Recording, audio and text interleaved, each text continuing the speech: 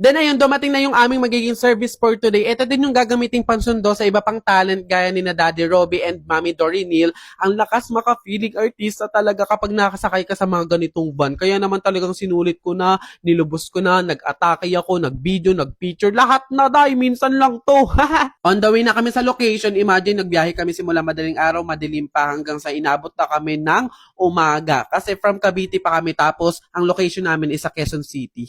So ayan mga human being, by 6 a.m. nakarating na rin kami sa location kung saan dito isushoot yung first episode ng Nessie commercial. Then dito naman yung magiging tent namin, kasama namin dito yung wardrobe team, hairstylist, makeup artist, at kaming mga talent. Sa mga curious ko anong CR na ginagamit sa mga shooting o ganito yun, malinis at maayos naman siya. Bago mag-start ang shooting, kumain muna kaming lahat dito. Kailangan kasi talagang busog ka dito, full energy kasi talagang hindi mo alam kung anong oras matatapos, may mababago, may mapapalitan, iba't ibang shot, iba't ibang angle, kaya talagang kailangan matibay ang sikmura mo dito. Ayan na, nag-ayos na din yung makeup artist, yung stylist, pati na din yung wardrobe team.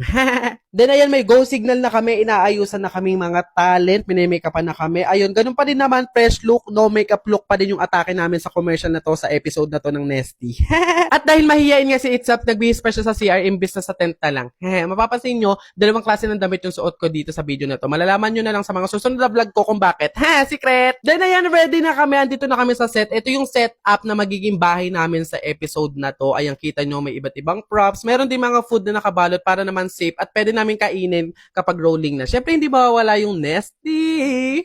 Ito yung POV ko. Ayan si Miss Lottie, Daddy Robbie, and Mami Dory Neal. Standby na kami dito. Waiting kami na mag-start.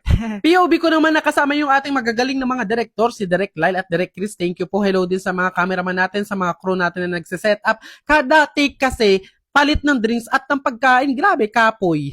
Ito yung scene ko saan nagre-ready kami dito sa lamesa ng pagkain. Ako, si nanay, si tatay. Tapos papasok si Miss Lottie at isasama niya yung boyfriend niya. Ipapakilala niya sa amin si Davao Conyo. Yun lang yun. Ano pa sasabihin ko?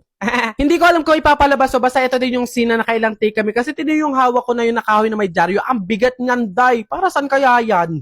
Actually, madami pa akong clip, mga scene na hindi ko alam kung isasama pa ba or ipapalabas pa ba sa episode. Pero kasi hindi ko alam kung pwedeng ipakita. Mas mabuting wag na lang ipakita kasi baka mawalan pa ako ng trabaho sa inyo. Basta madaming shot, madaming take, madaming angle, iba't ibang lines, may babaguhin, may papalitan per safety shot na nangyari sa naging shooting na to. Panoorin nyo na lang yung commercial para malaman nyo yung story. Pag ganyan na yung itsura ko, nakatulala na siya, ibig sabihin, pagod na yan na yan na hindi na maintindihan yung nararamdaman niya. Pero again, masaya po ang shooting. Happy ako.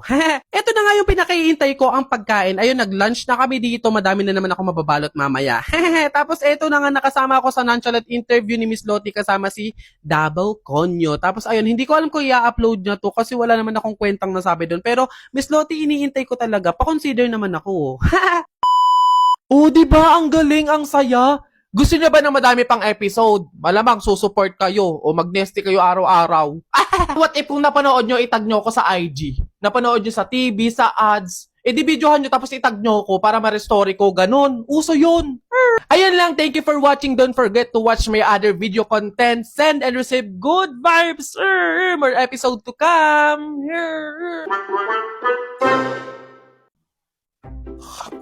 Oh, kape.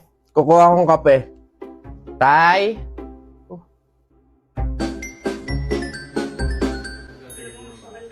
Kunin mo na, tapos check mo yung search bar. Uy, wag. Baka elamero yarn. Oh, ba't ganito yung search bar niya?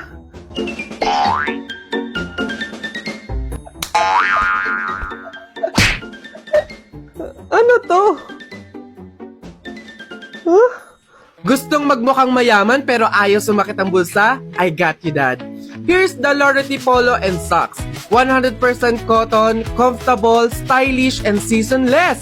Pwede pang everyday. Breathable na perfect sa mainit na panahon.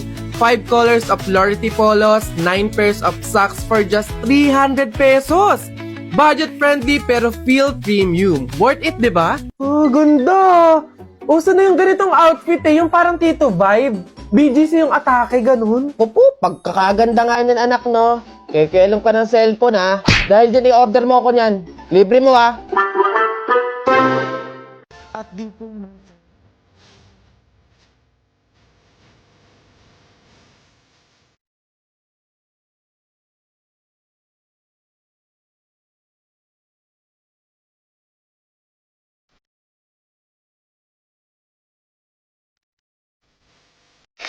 Hi. Hello. Aayain sana kita lumabas. Kaso parang pangit ako para sa'yo eh. Ha? Sino nagsabi sa'yo?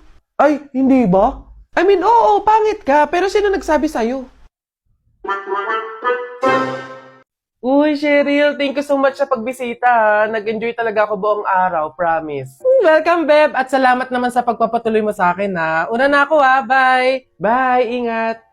Shucks, maliliit na ako sa pupuntahan ko. Nasaan na ba kasi yung kwintas ko? Dito ko lang yun nilagay, eh. Wow, babe! Ang ganda naman nito! Bagay sa akin. Joke! Over naman sa judge. Ba't naman niya kukunin yun, di ba? Tsaka friend ko yun eh. Bala na nga. Di ba? Feeling ko nga magjowa na sila eh. Tingin mo. Siguro. Babe, pabantay nga muna nitong bag ko. CR lang ako. Go, babe. I'm here na. Babe, punta na ako dun sa may counter. Magbabayad na ako. Ikaw ba? Una ka na, babe. Sunod ako. Teka, nasan yung cash ko? May cash akong dala.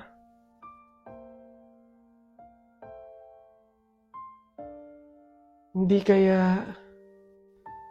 Pero imposible eh. Imposible talaga. Kaibigan ko siya eh.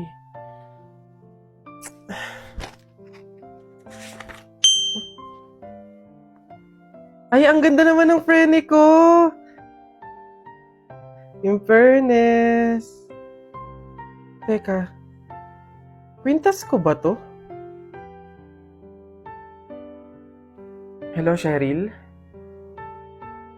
Nakita ko kasi yung story mo eh. Huwag kang magagalit ha, pero umamin ka nga sa akin. Kwintas ko ba yung suot mo? Babe, sorry ah. Siguro baka naiinggit lang ako kasi meron kang mga bagay na hindi ko mabili. Yung kwintas na kinuha ko sa'yo, ganong kwintas kasi yung gusto kong regalo sa nanay ko eh. Kaso nga lang mahal, kaya hindi ko mabili. May mga damit din akong nakuha sa'yo kasi sa tuwing nakikita ko yung mga kapatid ko na lalabas, wala man lang silang magagandang damit na naisusuot. Babe, sorry ha. Kasi yung pera na nawala sa bag mo, ako din yung kumuha nun. Binili ko kasi ng gamot tsaka ng pagkain si tatay eh. Kasi noong mga panahon na yun, nasa hospital siya. 1 linggo na kasi siyang may sakit. Babe naman, sana nanghingi ka na lang or nanghiram. Babe, tutulungan naman kita hanggat sa kaya ko eh. Kasi kaibigan kita. Babe, wala talaga akong mukhang maiiharap sa'yo. At wala akong ibang masabi kundi patawad. Kasi sa kabila ng pagkakaibigan natin eh, nagawa ko pa yun sa'yo. Pero nangangako ako na kapag ako nakaluwag-luwag, maiibalik ko din lahat yun sa'yo. Alam mo, ang hirap naman talaga ilaban ng buhay tsaka ng mundo eh. Ang daming mga kasamaan, pagsubok, kahirapan. Darating talaga sa punto na idadapa ka ng mga yun. Pero sa kabila ng yun, kahit hindi na natin alam yung gagawin natin, piliin pa din nating lumaban ng patas. Magpakabuti kahit hirap na tayo sa pagdadala ng buhay. Masaya sa pakiramdam yung ganun eh. Basta lagi nating tandaan na walang masama sa paghihintay. May kapanahunan lahat ng hinihiling natin. Open, close. Alam niyo kung bakit? Kasi syempre, may mga biglang napasok dito sa kwarto ko na lang bigla na lang wala namang authorization letter. I don't know how, I don't know why, but there is something that I right now.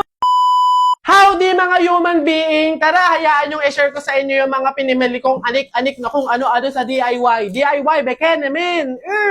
Una yung wallet ko. Ay, dito. Ito yung para siyang sampayan na stand, gano'n. Dito ko kasi isasampay yung mga iba't ibang damit ng character ko, gano'n. Dito ko siya lalagay. Yan! Bumili ako ng pouch kapag nag-travel, gano'n. Dito ko lalagay yung mga makeup, gano'n. Or yung